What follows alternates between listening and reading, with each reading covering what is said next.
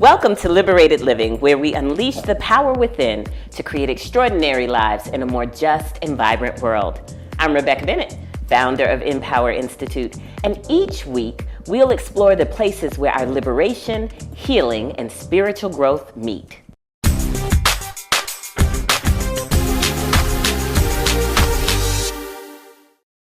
Welcome, everybody. Today, our focus is on the 5 blocks to love. That's right, you heard me. Now, of course, there are more than 5, but we're going to focus on the essential ones today. And the reason that we're going to do this is because in the month of February, we are often focused on love. And part of that is because of the presence of Valentine's Day, right?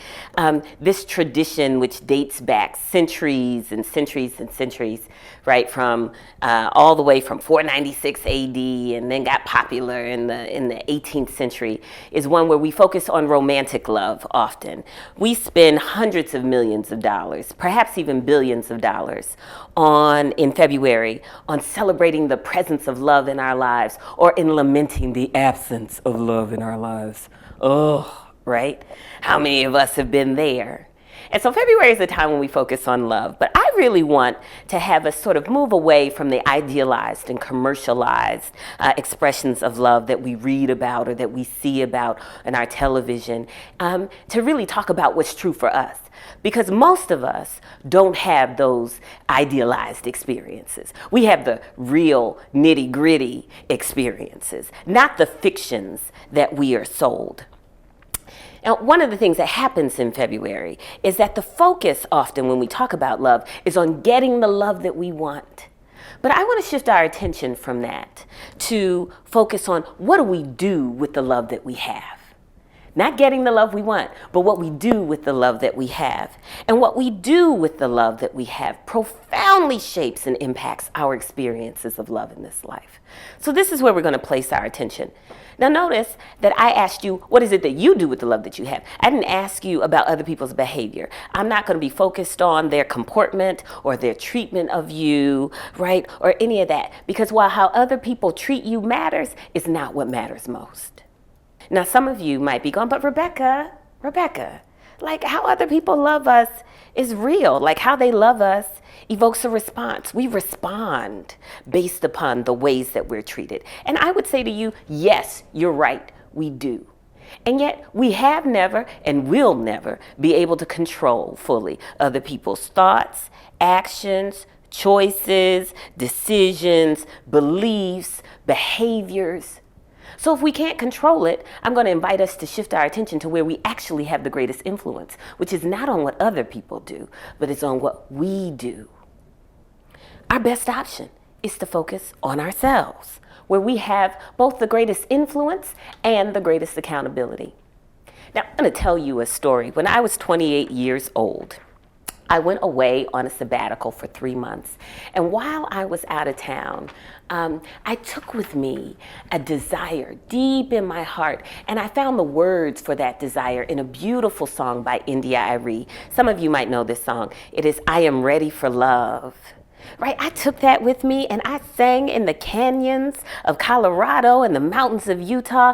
I am ready for love. I took that with me.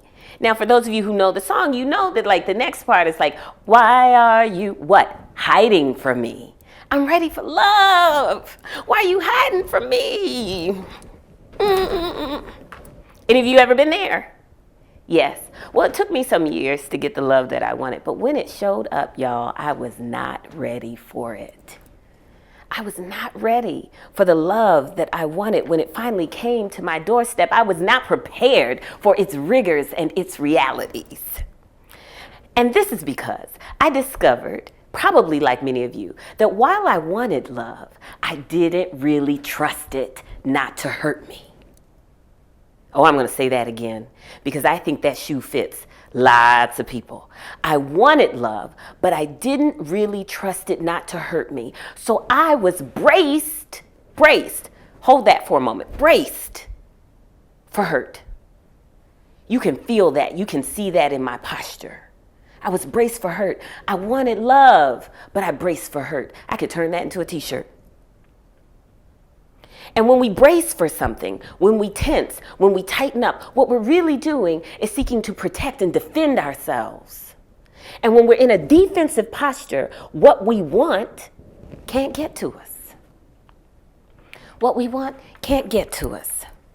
And so this means that in much of our love and our loving, we are carrying in ourselves in ways that are designed to block hurt, to keep hurt out. And so it means that we weaponize our hearts. We put on a full plate of armor, right? Of all these defenses. We turn our backs. We literally do anything and everything that we can to keep hurt at bay, to keep it away, to keep ourselves safe.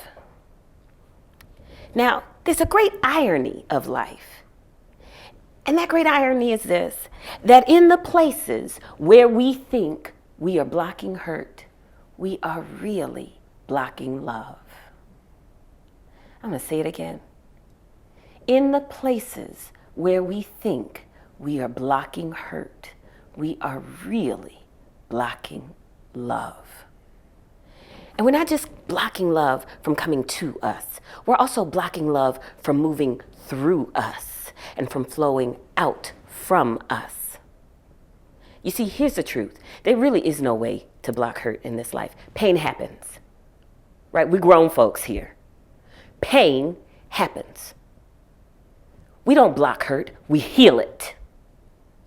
We heal it. So now our work is to understand that if we don't heal it, we perpetuate it. And there are these common forms of hurt that show up. And they're not just that they show up in our lives, it's that we actually make these hurts mean something about us. Did you get that? It's not just that we're hurting, it's that we actually make the hurt mean something about who and what we are and what we can have. And when we do that, that is what blocks love. So here are the 5 that are most common, and there might be some others. So help me out here. But here are 5. The first is around our virtue, and it is, I'm not good enough. Anybody know that? Anybody know that hurt? I'm not good enough. It becomes a block to love, because wherever we believe we're not good enough, there's love that can't come to us and can't flow through us. The second is around our value. This one is, I'm not worthy enough. The third one is around our power. It's, I'm not strong enough. The fourth one is around our looks or our appeal, right? And it's, I'm not attractive enough. But I really want you to think about that as like, nobody sees me. Right? And the fifth one is around our relationships. And it's, I'm not lovable enough. I'm not wanted enough. Right? I just want you to sit with those for a moment. Because chances are, at least one of those shows up in your life. I know I have all 5, so I'm going to just claim that right now. And I've been doing a lot of work to heal it. Now, what I want to be clear about is that these blocks to love that many of us have are not our fault. Do you hear me? They are not our fault, but it is our work to heal them. And why is it not our fault? It's not our fault because all of these unhealed hurts, they play out not just at individual levels, but they also play out at societal levels, right? Where they're scaled up and they are reinforced by the systems and the structures that keep us hurting in order to maintain control. Did you hear me? Think about this for a moment. The I'm not good enough is often maintained by a set of religious structures that focus on shaming us. Not all of our faith traditions deeply root in shame, but so many of them do. Right? Or our I'm not worthy enough is often reinforced by exploitive economic systems. I'm a black woman in America, y'all. Black folks, as long as they've been on this side of the pond, have not had their talent, their intellect, or their labor adequately valued and compensated. Not in 400 years. So we didn't just get to I'm not worthy enough on our own out of the ether. We have not been fairly appreciated and compensated. right? Or when we think about, I'm not strong enough, it's because we are part of political systems that are winner take all, right? Zero-sum games that don't work for us and they don't work for our country. Or when we think about I'm not attractive enough, nobody sees me, that comes in many ways from toxic media programming that says if we want to be seen, we have to be different than what we are. Or when we think about I'm not lovable enough, where's that come from? It comes from oppressive social castes and hierarchies that place white above black, or male above female, or straight above queer, or human above earth, right? Or big over small, or Christian over Muslim. Like, really, name your hierarchy. But what it does is reinforces that whoever is on the targeted end isn't worthy, right? It's not our fault, y'all, but it is our work to heal. Because if we don't, we will not get the love that we need, not just to survive, but to thrive.